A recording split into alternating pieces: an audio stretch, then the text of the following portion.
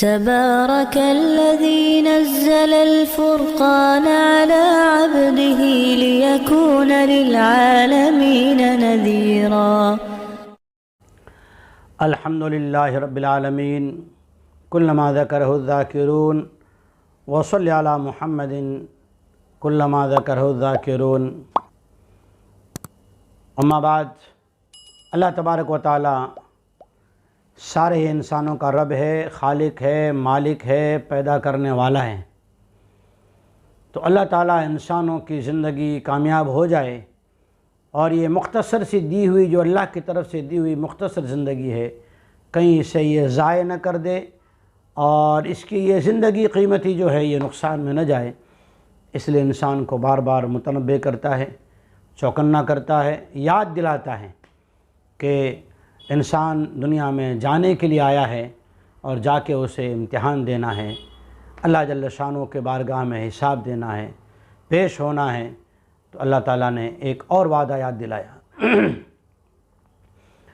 اعوذ باللہ من الشیطان الرجیم، بسم اللہ الرحمن الرحیم.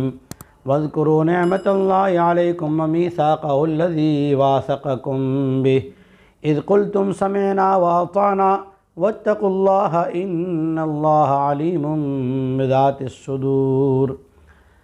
یاد کرو اللہ تعالیٰ کی تمہارے اوپر وہ نعمت، یعنی اسلام کا مل جانا، ایمان کا مل جانا، محمد رسول اللہ صلی اللہ علیہ وسلم کا تمہارے طرف بھیجا جانا.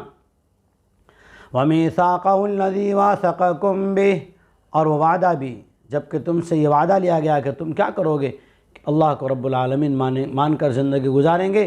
اذ قلتم سمعنا واطعنا، جب کہ تم نے یہ وعدہ کیا تھا کہ ہم سنیں گے بھی اور مانیں گے بھی. سننا بھی اور سن کے انسنے نہیں کرنا، سننا بھی اور ماننا بھی ہے. اللہ فرماتے واتقوا اللہ، اب اپنے وعدے پہ قائم رہنا کہ اللہ سے ڈرنا کہ کوئی نہیں دیکھتا، اللہ دیکھتا ہے، کوئی نہیں جانتا، اللہ جانتا ہے. اور کیسا جاننے والا ہے؟ ان اللہ علیم بذات الصدور، اللہ تعالیٰ تو دلوں کے بھید کو جانتا ہے.